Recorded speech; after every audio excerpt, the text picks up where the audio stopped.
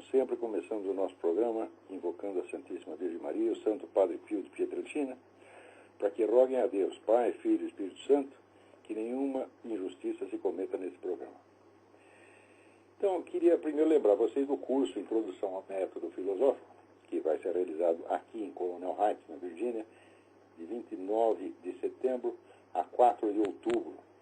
Ainda há vagas para o curso, só não podemos, a esta altura não podemos mais garantir o preço da passagem, quer dizer, a despesa do curso, a despesa em terra continua a mesma.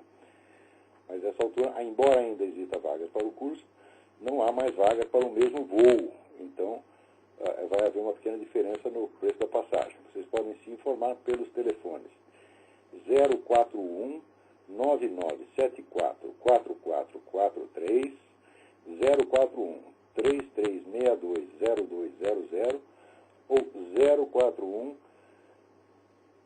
3262, não, o primeiro telefone é 3362 0200, o segundo é 3262 0100. Também queria aqui dar um aviso, estou particularmente feliz de poder dar esse aviso, porque há muitos anos a gente recebe pedidos de gravações de aulas e apostilas minhas de cursos antigos. Esse é um material imenso, são mais de 20 anos de aulas, umas gravadas em vídeo, outras em áudio e outras transcritas em apostilas, embora a maioria delas sem correção do autor. Quer dizer, uma apostila não é para publicação ainda, é um texto provisório apenas para informação dos alunos.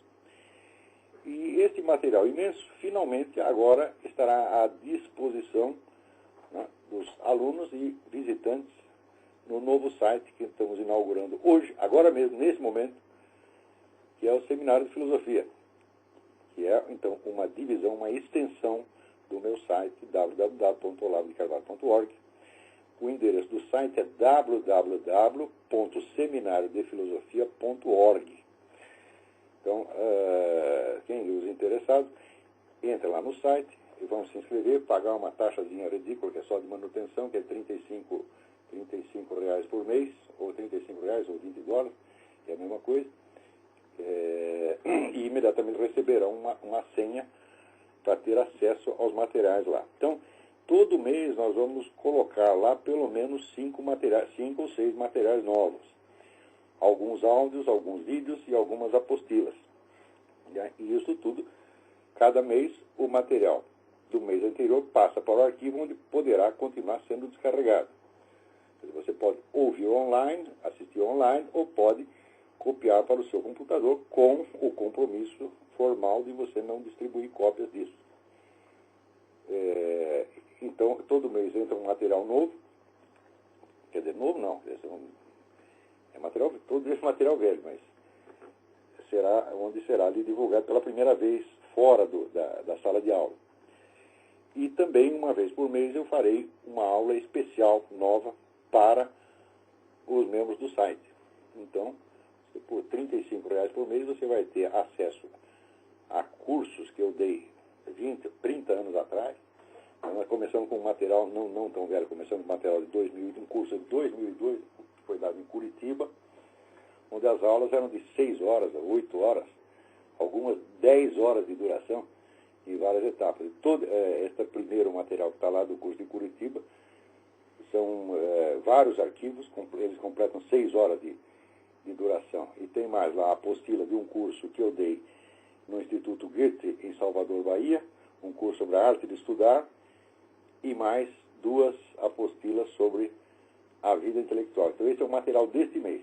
Então, mas é claro que aqueles que se inscreverem depois deste mês poderão ainda ter acesso a este material, porque ficará no arquivo. Tá certo? Será os materiais novos e os que estão no arquivo. Não deixem de dar uma espiada lá, www.seminariodefilosofia.org. Você pode ter acesso também tem um link na minha página, no www.olavodecarvalho.org, também tem um link para lá. Muito bem. Então, aqui, essa semana houve uma coisa interessante, saiu aquele artigo da Bárbara Gância, na Folha, com o título de Olavo viu o ovo. Evidentemente, aí uma insinuação do ovo da serpente. Isso também não era um ovo de galinha, um ovo de pato, nem nada, né? Um ovo de serpente, de dragão, né? Ou talvez, né, até um ovo do Lula. Né? E então a Bárbara ali, ela reconhece, ao longo desses 10 anos ela não tinha percebido nada do que estava se passando com o negócio do Foro de São Paulo e com a aliança PT-FARC, que ela, como muita gente achava que eu era um maluco total, mas finalmente ela se rendia às evidências e fazia ali um meia-culpa. Foi um gesto muito bonito da Bárbara Gance. Então a minha esposa Roxane escreveu para ela, né, agradecendo o artigo, e recebeu a seguinte resposta da Bárbara. Prezada Roxane, fico feliz de que ambos tenham gostado. É evidente que, para efeito de impacto, exagerei ao dizer que sempre achei isso e aquilo do professor. Na verdade, o que sempre fiz foi admirar a sua verve e o seu distinto conhecimento. Muito obrigado pela gentil mensagem e um abraço, Bárbara Gance. Então, aí este belo exemplo de honestidade dado pela Bárbara Gance, infelizmente, não é imitado por muitos jornalistas, né?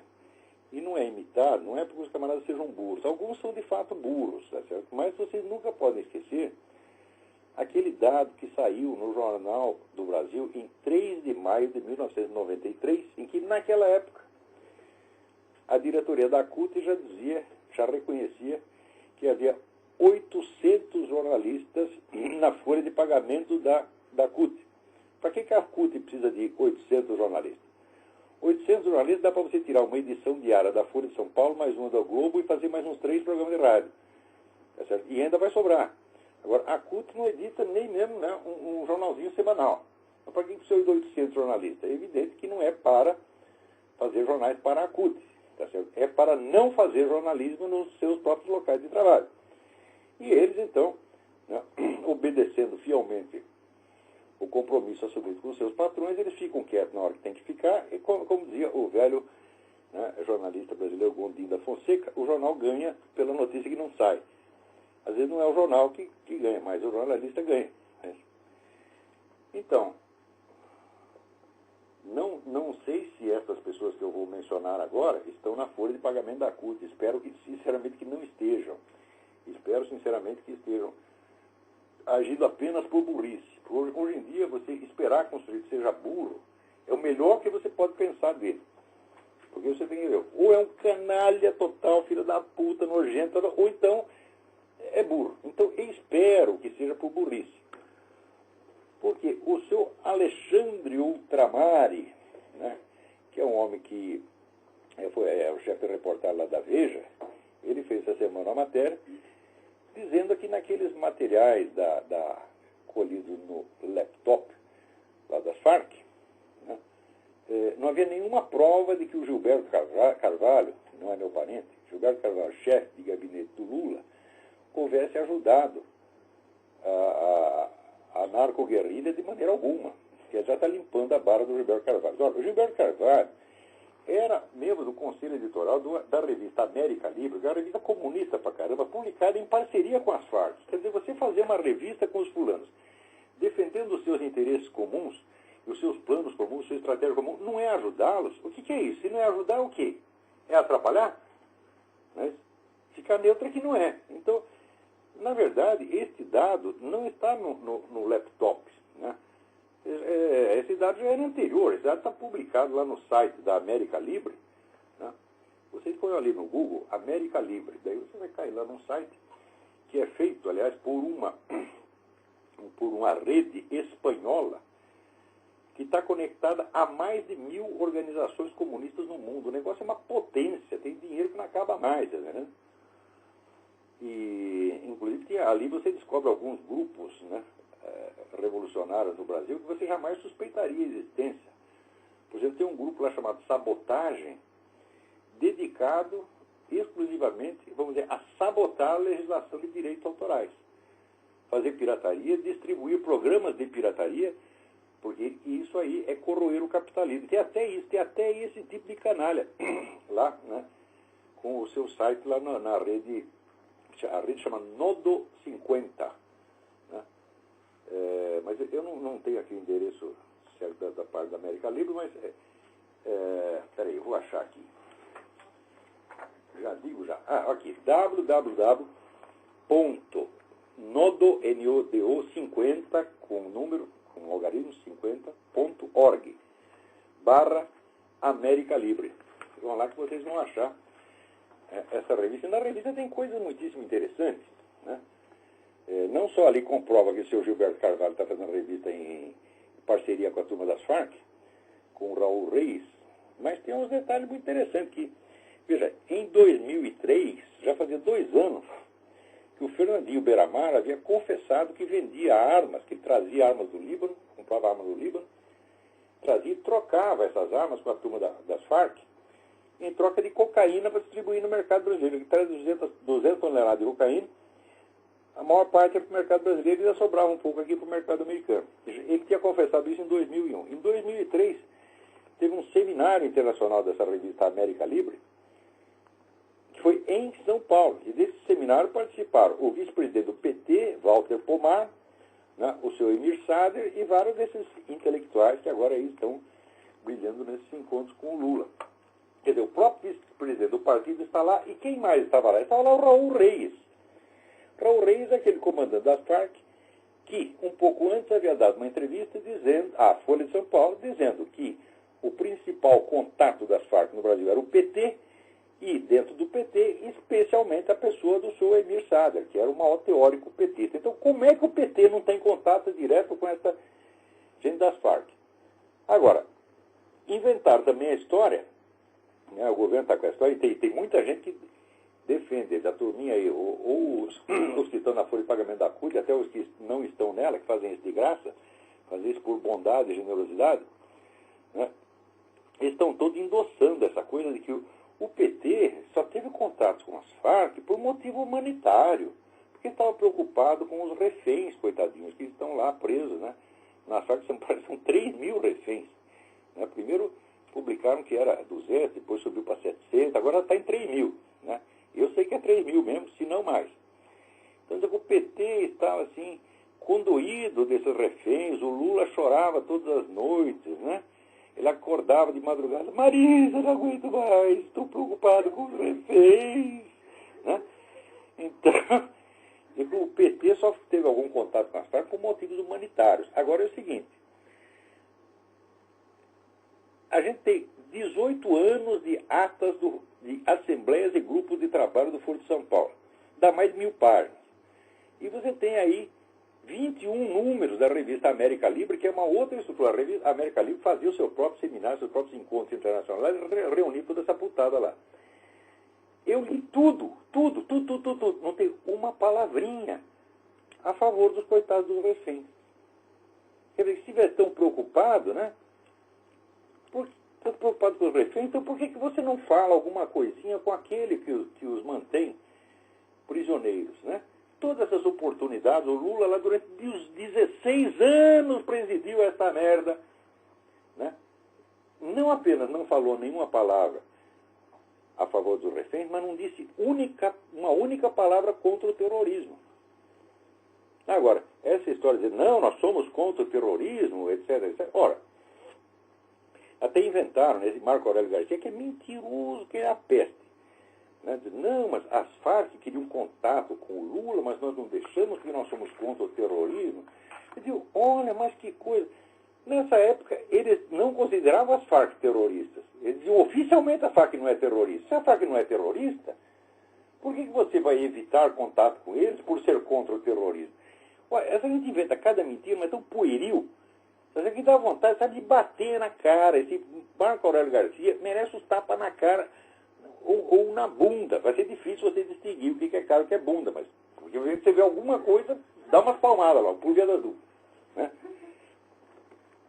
Então, o pessoal inventa essas coisas. Agora, o Alexandre Ultramari, que é o cara que escreve que o Gilberto Carvalho está inocentinho, ele deu uma conferência em Brasília, na UNB, onde ele dizia o seguinte: primeiro, ele confessava que sempre foi eleitor do PT, o que já é sinal de QI 12.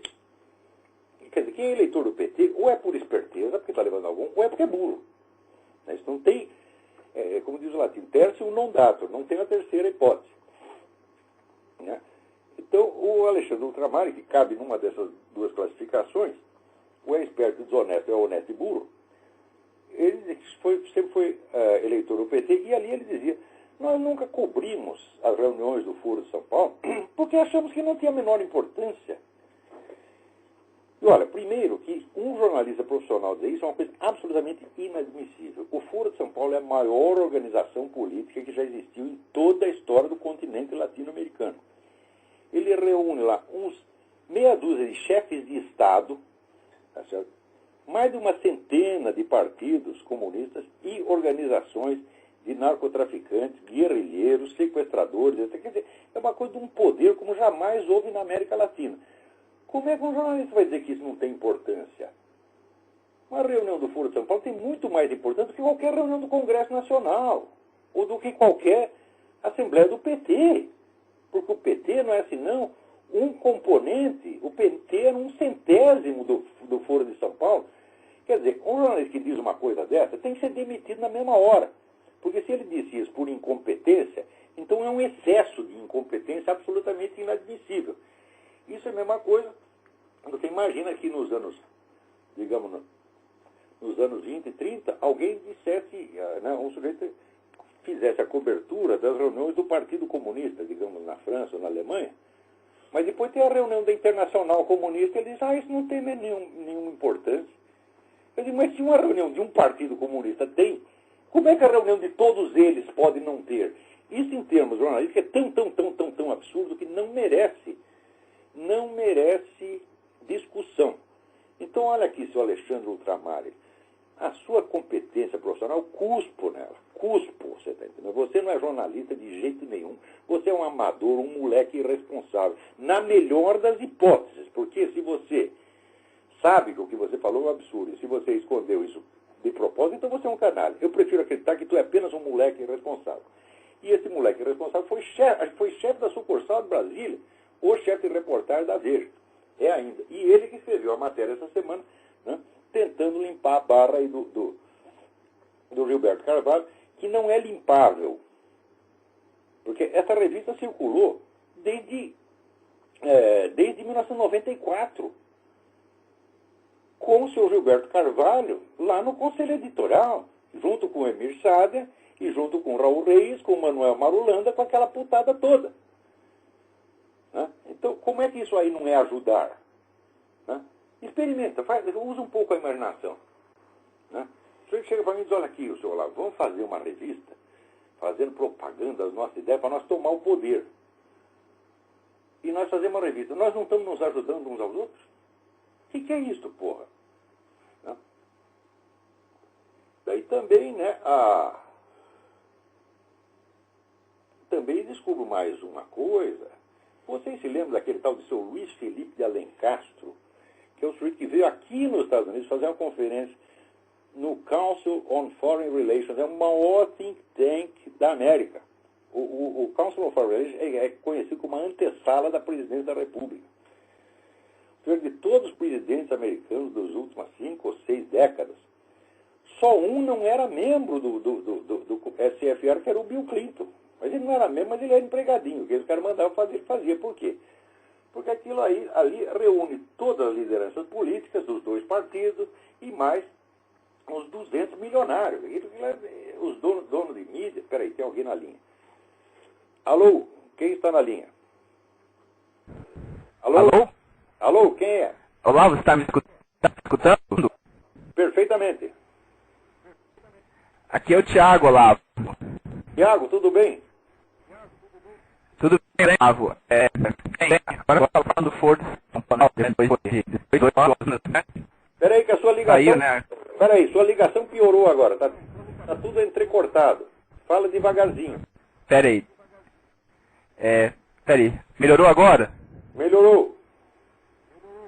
Ah, então, depois de 18 anos, né, falando do Foro de São Paulo, né, ligação do PT com, né, a FARC, né? A ligação... Viu a Bárbara? Ficou muito ruim, Thiago. Eu vou desligar e você liga de novo, por favor. Ok, obrigada. Então, a ligação do Thiago estava muito ruim, vamos ver se ele consegue ligar daqui a pouco. Enquanto isso, eu vou acabar de explicar o que eu estava explicando. Então, esse é o Luiz Felipe de Alencastro, que era professor de História do Brasil na Universidade de Paris e colunista da Veja, ele veio aqui para dizer que, ele veio aqui nos Estados Unidos para dizer que o Foro de São Paulo não existia, que isso era uma balela, uma lenda inventada por um maluco, o qual sou eu, é esse que eu vos falo. Né? Agora chega aqui, está aqui, Lula com os intelectuais, tá certo? Né? E na lista de intelectuais estão aqueles de sempre, Emir Sader, evidentemente, infalível, Maria Conceição Tavares, Cândido Mendes, Orcanema, e quem mais? Luiz Felipe de Alencar. Ó, como é que esse canalha não sabia que o Foro de São Paulo existia se ele tem relações com essa gente, porra? Olha aqui, o Emir Sader é o diretor da revista América Livre, que é a voz do Foro de São Paulo. Se ele é amigo do Emir Sader, se ele é amigo dessa gente, como é que ele não sabe que existe Foro de São Paulo? Mesmo que ele tenha ficado sabendo depois, ele tinha obrigação de escrever um artigo retificando. Olha, eu disse aquilo, eu estava enganado, como fez a Bárbara Gância. Mas acontece o seguinte, a Bárbara Gância é mais homem do que esse cara. Isso aí não vale o que peida. Isso não vale o que peida. Assim, ou é desonesto, ou é vigarista, ou é de uma incompetência monstruosa. Porque os documentos do Foro de São Paulo eram acessíveis, ele tem formação de historiador. A primeira coisa que tu aprende em história é que a opinião do seu fulano, do seu ciclano, não interessa. Interessa o documento primário, a fonte primária. Ora, as fontes primárias sobre o Foro de São Paulo estão todas à disposição. Eu mesmo coloquei à disposição. E o desgraçado, em vez de ler os documentos, inventa da cabeça dele que a coisa não existe. Então, como é que o sujeito desse pode ser professor? Esse cara não pode ser professor primário. Como é que é colunista da Veja? Esse sujeito não pode escrever em jornalzinho de Grêmio. Mas o que se chama de vida intelectual no Brasil é isso. Você viu a entrevista do Paulo Coelho? Dizendo, ele disse que ele é o maior intelectual do Brasil. E pior é o seguinte, o pior é que ele tem razão. E o problema é exatamente esse. Você está entendendo? Agora, peraí, tem alguém na linha aí, vamos lá. Alô? Alô? Alô? Alô? Isso, fale mais alto. Tudo bem? Sou aqui, o Thiago, de novo. Melhorou um pouquinho, tem que falar agora? bem devagar. Ok. Eu tinha um site, um blog muito interessante na internet, né? Que chama antarcticus.blogspot.com. Como é que é? É bem interessante ele porque... Repita o nome do site, por favor. antarcticus.blogspot.com. Olha, eu não entendi o nome do site, eu espero que os outros ouvintes tenham percebido, tenham entendido. Fala sobre a Antártida, né? As expedições que os países fazem, né? E... Tô ouvindo mal, mas tô ouvindo. Tá. Então, eu tento que...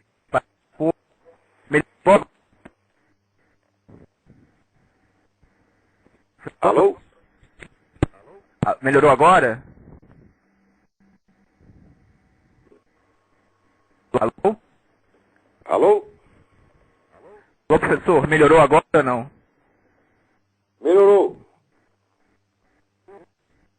Então, esses problemas... esse site...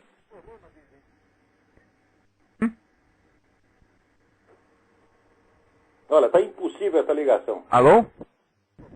Tá impossível. Eu vou tentar então. Até mais. Até mais, obrigado. Tentem mandar as coisas mais por escrito, né? Porque às vezes a gente perde muito tempo com esse negócio de ligação ruim. Né? Mas vamos continuar aqui. Né? Não sei se... Agora, o seu Luiz Felipe de Alencastro e o seu Alexandre Ultramari não são os únicos que estão aí dando mau exemplo. Né? A Eliane Cantanhede também escreveu uma coluna lá para limpar a barra, dizer, não, ali não tem nada, aquilo ali tudo não quer dizer nada. Eu digo, olha, em primeiro lugar, temos que dizer o seguinte, esse material que foi colhido nesse laptop, ele ajuda a esclarecer muita coisa, mas ele não é necessário para provar a aliança PT-FARC. Essa aliança já está provada há muitos anos, eu já disse isso milhares de vezes, eu repito, está provada há muitos anos pelas atas do Foro de São Paulo e pelas atas dos seminários da revista América Libre. Tá certo? Que, anote bem. Dizer que o PT não teve contato, não, teve contato, anualmente teve vários contatos, porque além da Assembleia tinha grupos de trabalho do Foro de São Paulo que estavam praticamente em reunião permanente. Se não tinha reunião numa cidade, tinha reunião em outra. E essa turma tem dinheiro a dar com pau, então eu viajava toda hora, ia para a cidade do México, para a Argentina, para Cuba, para o Raio Parta, e toda hora dá grupo de trabalho. O contato era permanente, permanente. Agora, além do Foro de São Paulo, tinha essa segunda estrutura, esse segundo canal de comunicação, que eram os seminários da América Libre, que não são seminários do Foro de São Paulo, são promovidos pela revista, são independentes também. E lá também estava sempre essas mesmas turmas, estava lá Raul Reis, Manuel Marolanda, essa putada toda, tá, e a turma do PT sempre lá. E não é só um militante do PT, não, é o vice-presidente do PT, Walter Pomar. E eu sei que ainda em 2001, num desses encontros, o Lula estava lá, num dos encontros da América Livre. Eu não tenho a data, por quê? Porque esse site da América Livre, provando a má intenção, provando que é uma coisa clandestina, sacana, né, não coloca os anos, não coloca, põe dia e mês, mas não coloca ano de nada. Então você tem que ir descobrindo por comparação, pelas referências, etc, etc. Por exemplo, o Lula se refere, vamos dizer, à campanha presidencial que já tinha acabado ali. Então, isso deve ter sido logo depois da eleição dele em 2002. Né? Então, que ele estava lá, ele estava com a locução: que tipo de socialismo queremos? Né? Então, tá aqui, houve um tempo durante a campanha que eu dizia ele está falando para esse da campanha. Então, a campanha ou estava no fim ou estava em curso. Né? Então, o Lula estava lá, como ele não encontrou Raul Reis, não encontrou Manuel Marolanda, não encontrou ninguém das partes do Mir chileno. Em segundo lugar, vocês viram, no movimento comunista há uma longa tradição de articulação ou concomitante ou alternada, né, ou explícita ou implícita, dos meios de luta legais com a violência criminosa. Isso desde milênios, sempre foi assim, em todo lugar é assim. Você sempre tem onde é a parte clandestina da atuação e tem a parte pública. Sempre teve. Né? E o comando da operação, por regra leninista, que ainda está em vigor, está sempre na parte clandestina. Quer dizer que o que você vê da atuação pública não é o mais significativo. O comando está sempre no subterrâneo. Né? E isto ali no Foro de São Paulo é bastante visível.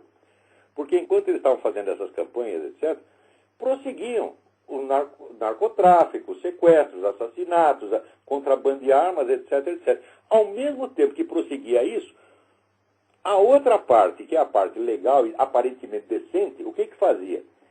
Ela não dava tiro, ela não fazia sequestro, mas ela fazia a proteção legal e política para os envolvidos nas atividades violentas. Né? Qualquer militante do MIR chileno, dos sequestradores, ou das Farc, que fosse preso no Brasil, imediatamente tinha mobilização nacional para defender o sujeito. Não foi só no caso do Medina, não, do chamado Padre Oliveira Medina. Com os sequestradores da Bílio Diniz e do Washington Oliveira foi a mesma coisa. Qualquer um dessa gente. Esse é um acordo, meu Deus do céu. Quer dizer, tem um lá que está dando tiro e o outro está dando respaldo legal, jurídico, jornalístico, etc., para livrar a barra do cara. Sempre foi assim, é a coisa mais lógica do mundo. Agora, se essa colaboração não configura um crime de formação de quadrilha, eu não sei o que configura, que raio de coisa, que raio de fenômeno é esse, que nome vamos dar para isto. Tá certo? Então, a prova de todos esses crimes já existia nas atas do Foro de São Paulo e dos... Aqui, no número 18 da América Livre, 6º Seminário Internacional, Socialismo, Experiência e Perspectiva. Está lá, Leonardo Boff, Emir Sader, Tasso Genro, tá certo? Né? Frei Beto, tudo junto com a turma das Farc, pô. E depois sai na revista também com a chancela das Farc. Quer dizer, se isso não é ajuda multa, eu não sei o que é. Agora, você vê, essa semana, na mesma semana que a dona Eliana Cantanhede disse que não, ali não tem nada, não indica nada, está aqui, o Reinaldo Azevedo bota lá, né, a cartinha do Raul Reis, né, a um militante não identificado, dizendo: bastante significativa a solidariedade dos partidos comunistas do Brasil e de outros países com a luta das Farc no empenho de impedir a extradição do padre, né, Francisco Medina, que eles chamam de Padre Medina. Em espanhol, ele cura Medina. Existe no Brasil um importante grupo de amigos solidários conosco, no qual há sindicalistas, professores, congressistas, ministros, advogados e personalidades ocupadas e pressionadas pela libertação imediata de Camilo, que é o codinome lá, um dos codinomes do Olivério Medina. Não só lutaram pela libertação dele, mas arrumaram lá um emprego para a mulher dele para quebrar o galho. Quer dizer, se isso não é ajuda, o que é, meu Deus do céu? Né? Agora, olha aqui. Atenção. Se tem alguma autoridade ouvindo isso, que isso talvez não tenha no momento, mas depois na versão que fica gravada, alguém vai ouvir. Atenção aos seus deputados, seus senadores, né? Seus donos de jornais, juízes do Supremo Tribunal Federal, né? Comandantes militares, né? Intelectuais. Aqui, minha gente, eu não estou falando de nenhum Fiat Elba. Eu não estou falando de nenhuma doação de R$1.000 para a Fundação Procarente de Canapi. Eu não estou falando de nenhuma daquelas merdinhas perante as quais os senhores se mostraram tão indignados no tempo do Collor, a ponto de caçar um presidente, forçá-lo à renúncia, tá certo? Sendo que depois esse presidente foi inocentado de todos os crimes, mas não teve o seu mandato de volta e não teve a sua carreira política de volta. A carreira política está destruída. Quer dizer, vocês ficavam indignados porque deu R$1.000 para a Fundação Procarente. Agora eu estou falando aqui, tá certo, da maior articulação, maior concurso de crimes observados ao longo de toda a história latino-americana, envolvendo sequestro, envolvendo manter, vamos dizer, em cárcere privado 3.000 pessoas. Sem contar, vamos dizer, todos esses contatos que tem das Farc treinando a turma do MST para fazer guerrilha urbana, das Farc treinando a turma do PCC, enquanto a Farc treina o PCC para matar vocês, desgraçados, tá certo? Tá lá o seu Greenhalgh, tá lá o seu Emir Sader, tá lá todo o PT, toda a cúpula petista, protegendo o agente das Farc. E vocês são covardes demais para perceber que esse mal está sendo feito. Você quer, sabe aquele negócio? Senta que o leão é manso. Quer dizer, todos vocês que fingiam indignação contra o Collor, vocês faziam isso porque o Collor era um só e vocês eram milhões. Daí vocês ficaram todos valentes. Tá certo? Agora que você não está lidando com ladrão de galinha, o Collor não é nem ladrão de galinha. O Collor simplesmente não prestou atenção direito no que a família dele estava fazendo, foi só isso. E, no fim, nada se provou contra ele, foi totalmente inocentado pela justiça. Né? Mas vocês, todos foram paus mandados da esquerda, e quem lançou aquela campanha lá foi a turminha da esquerda, e vocês todos obedeceram. E agora, que vocês estão vendo quem são os verdadeiros bandidos? Agora, que nós estamos falando de criminosos de verdade, tá certo? Não é de menino mau, que nem o Collor é apenas um menino mau, metido, arrogante, besta, mas não era criminoso. Agora, esses aqui são criminosos mesmo. Por causa dessa brincadeira, 50.000 brasileiros estão morrendo por ano. Sem contar, eu não estou contando nesses 50.000 a garotada que morre por tráfico de tóxico, por tráfico de cocaína, que o seu Fernandinho Beiramar comprou das Farc e distribuiu no Brasil, nas escolas, nas esquinas, para todas as suas crianças. Eu não estou computando essas crianças, porque se for computar, daí não é 50.000, é muito mais. Eu não estou falando desses. Agora, para vocês, parece que o Fiat Elba tem mais valor do que a vida de 50.000 brasileiros e todas essas crianças que estão morrendo. Então, vocês todos, seus senadores, deputados, tá certo? Todos os homens públicos do Brasil, vocês não valem nada, nada, nenhum de vocês. Tá certo? Quando se completar a tomada do poder por essa gente do Foro de São Paulo, eles vão matar vocês. E eu não vou derramar uma lágrima por vocês. Mas vocês não merecem. Tem alguém na linha aí? Alô, quem é? Alô, Olavo? Sim. É Alex de Salt Lake City, tudo bem? Ô, Alex, tudo bem? Eu gostaria de perguntar uma coisa, saindo um pouco desse assunto, se o senhor me permite. Por favor. Essa semana, né, sexta-feira, começa os Jogos Olímpicos de Pequim, né? Sim, sim. Eu estava discutindo com alguns amigos a respeito dos Jogos e eles estão falando que agora, né, os idiotas estão falando que agora é melhor do que os Jogos de 80 em Moscou. O senhor poderia comentar a relação dos Jogos Olímpicos de Moscou, na época que o comunismo, entre aspas, existia mesmo, aliás, digo, que o comunismo existia oficialmente, E agora que o comunismo... Mas, um momento, o comunismo não existe oficialmente na Rússia. O regime comunista, a Rússia a China é governada pelo Partido Comunista Chinês. Não, eu digo assim... Eles fizeram apenas uma abertura econômica que não alterou... Hoje elas falam que o comunismo não existe mais, né? Não existe no cu deles, tá entendendo? Mas faz sentido, daqui a pouco você vai ver, né, quando examinar, se o sujeito for na privada, vai ver que está lá. Como é que a pessoa pode dizer outra coisa? O comunismo não existe mais. Já vou comentar isso daqui a pouco, mas vou falar especificamente da China. Quem governa a China é o Partido Comunista Chinês, tá certo? E a cúpula do Partido Chinês é quase toda militar. Ou seja, os caras estão numa ditadura militar comunista. A abertura para o capital estrangeiro foi igualzinha à que Lenin fez na Rússia, logo no começo do governo dele, porra, que durou 10 anos.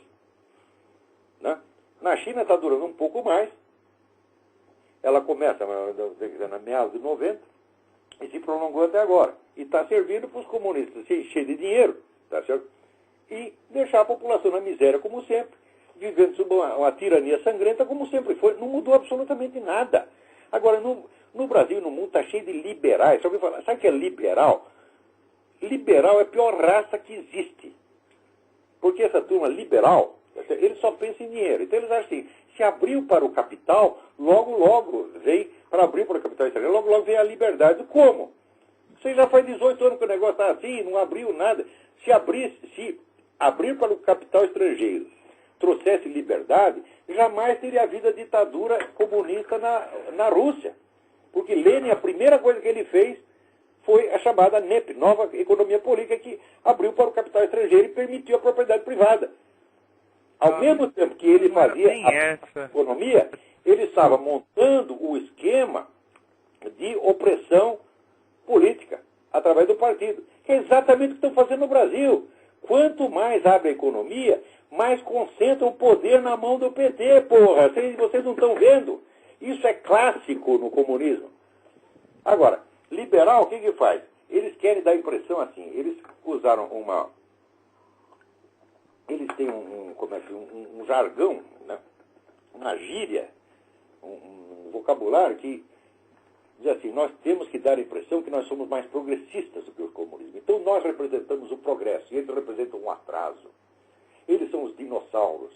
Tá certo? Até a Veja, quando cobriu a reunião do Foro de São Paulo, reunião dos dinossauros, como se um cara tivesse todos mortos. Só os liberais estão vivos, progredindo, indo para frente. Mas se é assim, se o comunismo está morto e vocês estão vivos, por que são os comunistas que estão governando a América Latina e vocês estão perdendo tudo? Por que são eles que estão no poder e vocês estão aí fodidos? Quer dizer, para com essa arrogância idiota de dizer que o comunismo acabou, tá certo? Quer dizer, esse é o triunfalismo do derrotado. Quando ele está apanhando e dizendo, eu fui lá e meti a cara na mão dele. Liberal serve para isso. Os liberais são tudo frouxo, capado. Tá certo? Olha, não levo mais a sério nenhum liberal, não. Você está entendendo? Então, essas coisas, o comunismo morreu, eu digo, olha, meu Deus do céu, quando Lenin abriu a economia soviética, os liberais da Europa já me diziam a mesma coisa. Os caras desistiram do comunismo, não tem mais. Se você estudar a história, você vê o número de vezes que se anunciou que o comunismo acabou. Essa foi a última da década de 90, foi só a maior. Tá certo? Porém, leia o livro do Jean-François Revel, La Grande Parade, que é um livro de 1999, e que ele já mostra o paradoxo. Olha, depois que o comunismo acabou, ele cresceu, como é que é isto? Se ele acabou, por que ele tem tanto poder? Então, esse pessoal liberal serve para camuflar o crescimento do comunismo, tá certo? Eles ficam contando vantagem, enquanto isso o comunismo vai crescendo bem embaixo deles. Muitos deles não são liberais coisa nenhuma, são agentes de desinformação. Então lá se faz de liberal, tá certo? Para ajudar o comunismo a se fingir de morto para assaltar o governo. Tanto é assim que muitos desses ditos liberais, tá certo, se aliam ao comunismo, se aliam à esquerda em todo o programa cultural. Abortismo, feminismo, gaysismo, etc, etc. Eles só querem realizar tudo isso por meio da propriedade privada. Eu digo, mas que diferença faz com o comunismo? O comunismo só é um sistema econômico nos seus objetivos, não na sua estratégia e na sua prática. Que idiotice, quer dizer, você acha que o negro só é comunista, ele, no dia seguinte que ele tomou o poder, ele estatizou todos os meios de produção? Olha, leia o Karl Marx. Karl Marx dizia que a estatização dos meios de produção ia levar séculos. Tá certo? Isso o cara não estatiza no dia seguinte, e vem os liberais, ele não é mais comunista, então o comunismo acabou. Eles demonstram que são ignorantes. Agora, o sujeito que dá palpite nessas coisas, sem ter estudado, o sujeito não estudou Marx, não estudou Lenin, não estudou coisa nenhuma, e fica dando palpite, tá certo? Esses caras têm que apanhar na bunda, sabe? Bunda, se é que tem bunda. Porque senão pode ser que nem o tal do o Paulo Viraldelli, que renega a própria bunda. Fala, não, a bunda não é minha, não é minha, não é minha, não é minha. Tá? Pode ser, esse cara não vai saber. Né? Não deve ter bunda mesmo, porque pela quantidade de merda que tem na cabeça, é porque não tem o orifício para onde sair. Porque se tiver, sair. Agora não sai, volta para a cabeça.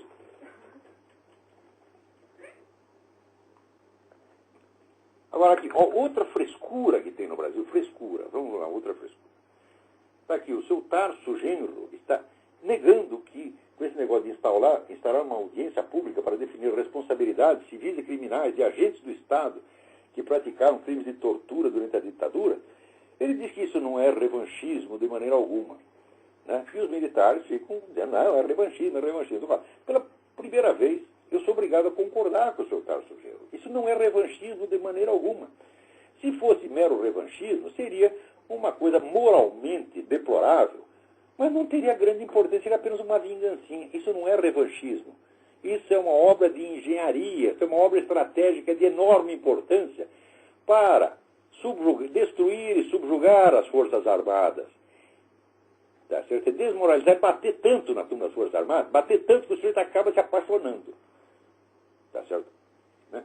Não tenha esse seu brigadeiro Ivan Frota, que eu já disse que é uma besta quadrada, né?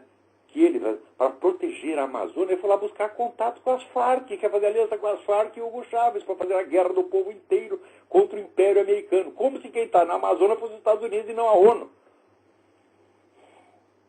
Né? Então, é para isso que serve. E tem muito milico burro que cai nisso. A maioria não. Tem muita gente que está entendendo tudo. Né? Aquela turminha do jornal... Aliás, falando nisso, Jornal em Confidência, do Coronel Miguel, lá de Minas Gerais. Essa turma entende o que está acontecendo. Agora, tem muito jeito metido, tá certo? Burro, palpiteiro, né? Que acaba trabalhando para a esquerda. Agora, aproveitar e dizer uma coisa para vocês. O Jornal em Confidência, que já dura há anos com esforço de alguns, né, militares e civis, heróicos, verdadeiros patriotas lá de Minas Gerais, o jornal finalmente está com dificuldade financeira. E vocês têm que ajudar. O jornal está fazendo uma campanha de coleta de fundos. Vocês, por favor, procurem na internet o jornal em Confidência e botem o seu dinheiro lá. Você está entendendo? Dê o que puder. Tá certo? Se quiser dar 100, dá, 200, dá, se tiver 1.000, dá, se tiver 10 mil, dá, se tiver 100 mil, dá, se tiver 1 milhão, dá. Porque esse jornal honra as Forças Armadas. Tá certo? Não é que nessas publicações daquela merda daquela Escola Superior de Guerra, né, que ficam, né, os idiotas aí fazendo essa... Quer dizer, sempre que vê um estrangeiro na Amazônia, diz, é gringo, então é americano. Já que tudo que é estrangeiro é americano. Tá? Você vê. Alô, tem mais alguém aí na linha? Alô? Alô? Alô? Enquanto isso, deixa eu falar outro negócio para vocês. Né? Não, tem o pessoal do Ternuma que também é muito bom, entendeu? Né? Mas de vez em quando aparece algum idiota que entra lá e consegue meter um artigo ruim lá. Mas a turma do Ternuma, que eu sempre colaborei com eles também estão fazendo a coisa certa.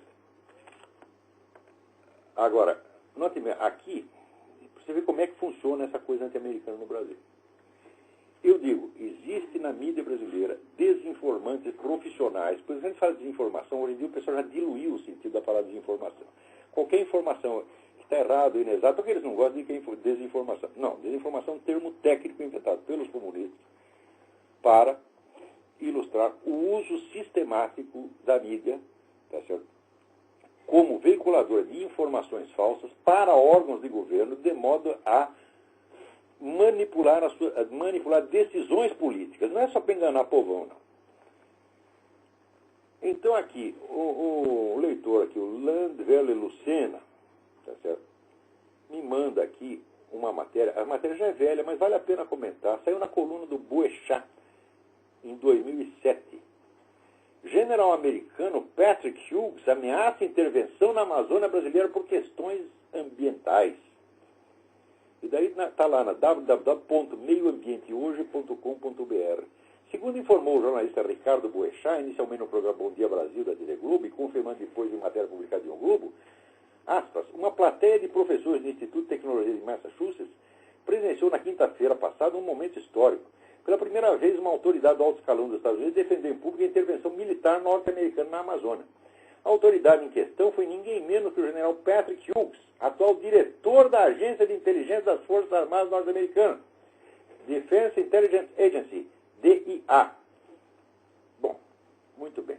Deixa eu contar uma coisa para vocês. Essa notícia saiu em 2007. Vou mostrar como é que isso funciona.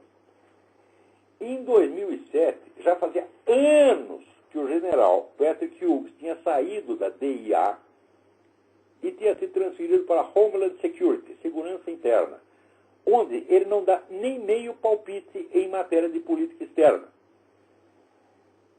E por que o general Hughes foi parar lá? Por quê? No tempo que ele estava na DIA, tinha lá uma agente chamada Julie Sir. A Julie Sir estava acompanhando de perto, tá certo, todas as atividades do Al-Qaeda e passava relatórios importantíssimos, tá certo, mostrando planos da Al-Qaeda. E um dia esse general teve um problema com ela e botou a mulher para fora, tá certo. Acontece o seguinte, que os relatórios dessa Julie Sears, se fossem lidos com atenção, teriam dado para prevenir o 11 de setembro. E o general, por uma vaidade, botou essa mulher para fora, que estava fazendo um trabalho magnífico. O deputado republicano conservador Dana Rohrabacher fez um discurso cagando na cabeça do general. Esse discurso já é de 2004. Em 2004, o general já não estava mais na DIA, já estava na Homeland Security. Mais ainda, essa declaração de que ele disse que se o Brasil criar problemas ecológicos, os Estados Unidos devem intervir militarmente, né? Ele não pode ter feito no posto que ele ocupa agora. Isso seria, vamos dizer, um escândalo. Quer dizer, o cara da Homeland Security falando sobre política externa. Tá certo? Eu já perderia o cargo até na Homeland Security.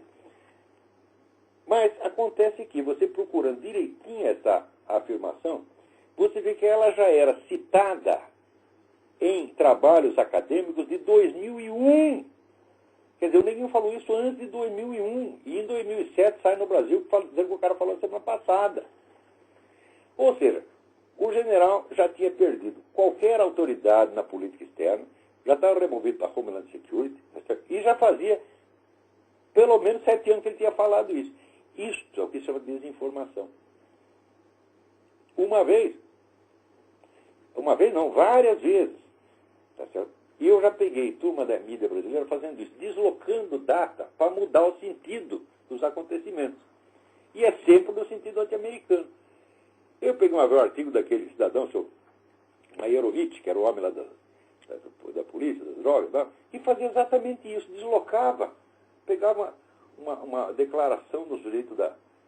Aliás, não foi só ele não, mas eu peguei toda a grande mídia brasileira. Pegou a declaração de um cara da ONU, tá certo? Para inocentar as Farc, e mudou 5 anos a data que o sujeito falou. Procurem lá no meu site, www.oladocarvalho.org, vocês vão ver do que eu estou falando. Então, agora, o general Patrick Hughes, vocês podem tirar o cavalo da chuva. O general Patrick Hughes não invade nada, você está entendendo? E não tem nada a dizer sobre isso. Então, é para mostrar como é que isso não é erro jornalístico. Isso não é só distorção. Quer dizer, um moleque está com raiva dos Estados Unidos, então faz uma matéria contra os Estados Unidos. Não, isso aqui é característico. Por quê? Porque o cidadão noticia isso e diz que os militares brasileiros estão revoltados. Eles não podem estar revoltados, porque é ele que está dando a notícia. Ele não pode ficar revoltado antes da notícia. Essa notícia não podia ter saído em parte alguma, porque era 2001, tá certo?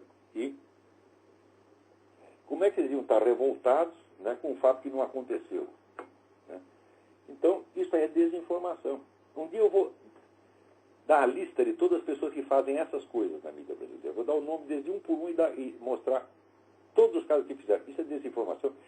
Tem gente aí que trabalhou para a KGB, tem gente que está na folha de pagamento da KGB até hoje e nada se investiga. Uma vez eu propus a empresários e militares brasileiros, né, que contratassem um historiador russo, a gente tinha um contato com um historiador russo que falava português e que estava lá em Moscou, para que ele fizesse a pesquisa ali nos arquivos do partido, no tempo que estava totalmente liberado, para dar o nome de todas essas pessoas. Agora, notem bem, no livro do Christopher Andrew, The Sword and the Shield, sobre a KGB, diz que até o embaixador, o sujeito que era embaixador no Brasil no meio da década de 70, embaixador do Brasil em Moscou no meio da década de 70, era agente pago da KGB. A atuação da KGB no Brasil foi tão intensa que a KGB chegou a botar grampo na sala do então presidente da República, João Batista Figueiredo.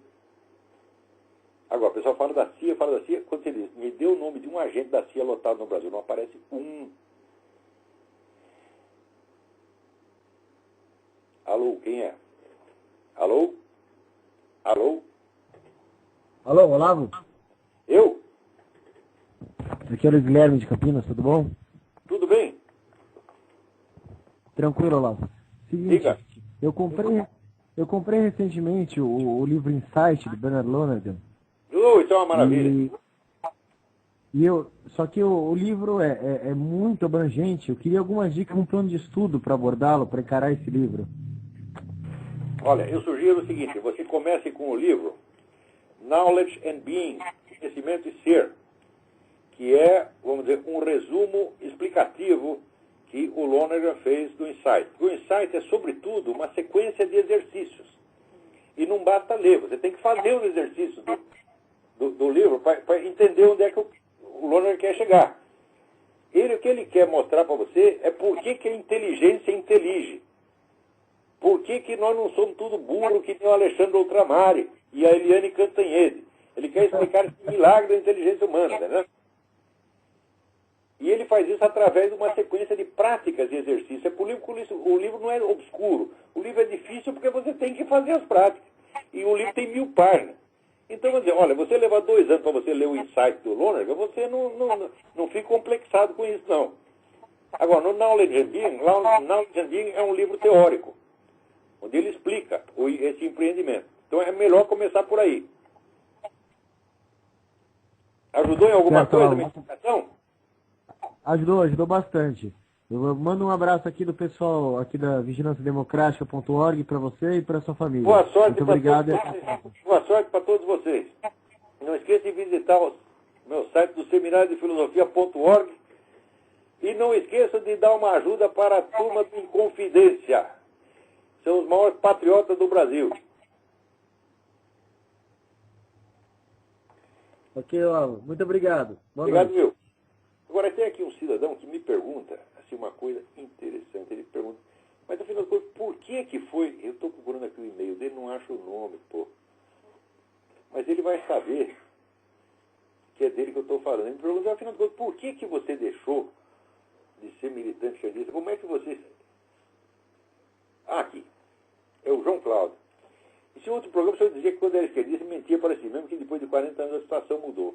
Dentro dessas coisas, quero saber como e por que o senhor viu que a esquerda era ruim. Como foi o processo? Eu digo, o processo foi muito longo, porque, inicialmente, eu comecei a ficar deprimido, né, de ver a falta elementar de moralidade que o pessoal comunista tinha nas suas relações, não só com os adversários onde eram pensados e tratados como se fosse lixo, mas até internamente, uns com os outros. Quando desconfiavam do sujeito, destruíam a vida do cara. Eu acho que eu contei aqui nesse programa a história do próprio sujeito que me cooptou para o Partido Comunista e que depois o pessoal da cúpula do Comitê Estadual desconfiou que o sujeito tinha uma ligação, que era um espião, coisa que ele não era, e destruiu a carreira do sujeito assim em 2 semanas. O cara era um jornalista relativamente importante, foi excluído da profissão, não é que ele não entrava numa redação. Você vê o poder que o Partido Comunista tinha. E ainda tem, com outros nomes, o Partido Comunista ele não cessou de existir, ele se diversificou em várias organizações. Né? Então, hoje está mais poderoso do que naquela época. Então, ele simplesmente chutou um sujeito para fora da profissão, o cara virou um mendigo, bêbado, destruíram a vida do cara. Eu vi isso com meus próprios olhos. Né?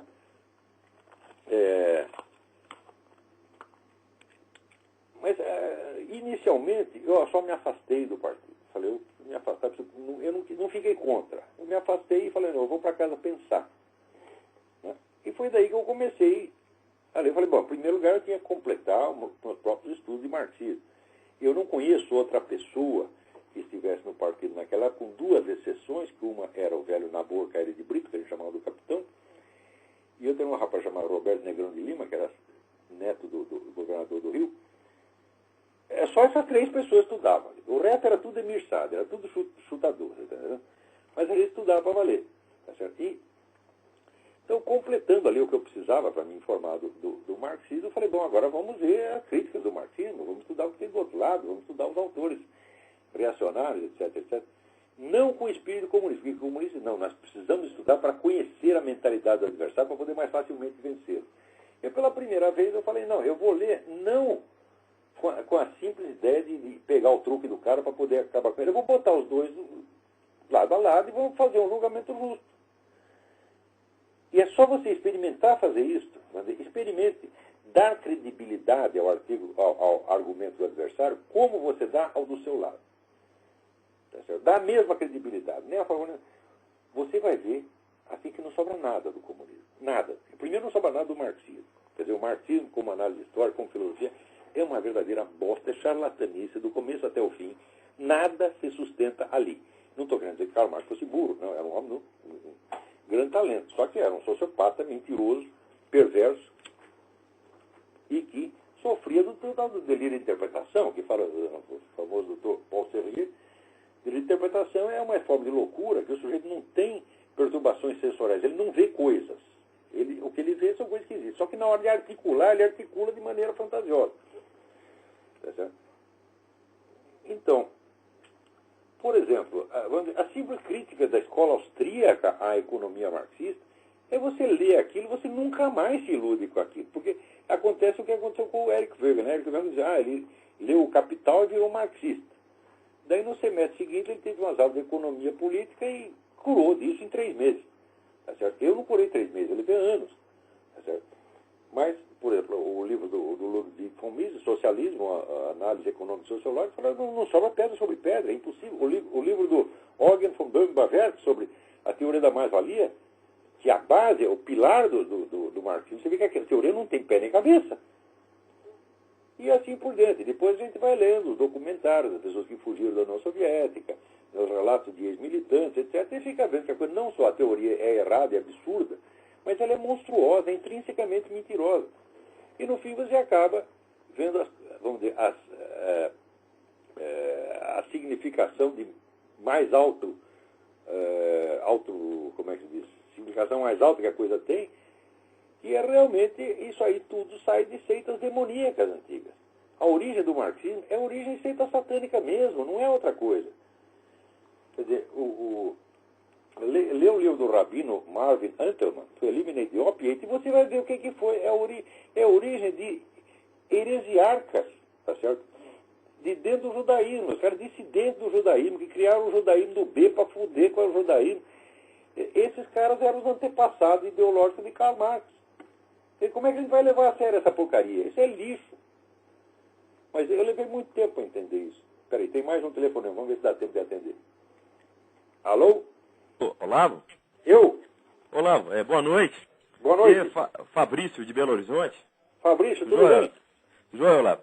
Eu estava vendo, falar rapidinho. Eu estava vendo o senhor falar aí do que o comunismo acabou, que esses imbecis liberais acham que esses liberais são burros e os comunistas são cafajestes safados, vagabundos. E os liberais são burros.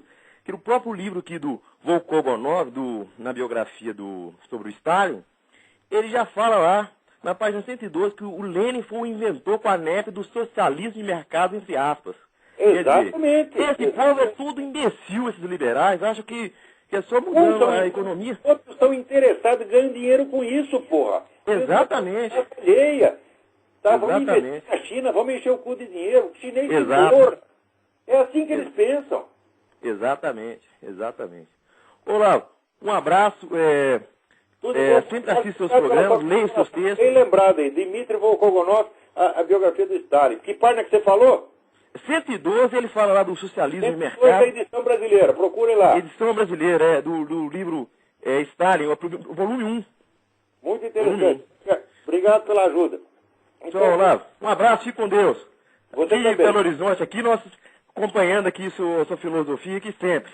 Já que está em Belo Horizonte, não esqueça de dar uma força para o grupo Inconfidência. Exato, isso. E não esqueçam de visitar o meu site novo, www.seminariodefilosofia.org. Muito eu já dei uma olhadinha lá. Tô lá. obrigado a todos, até a semana que vem. Até a semana que vem, irmão. Com Deus. Você também.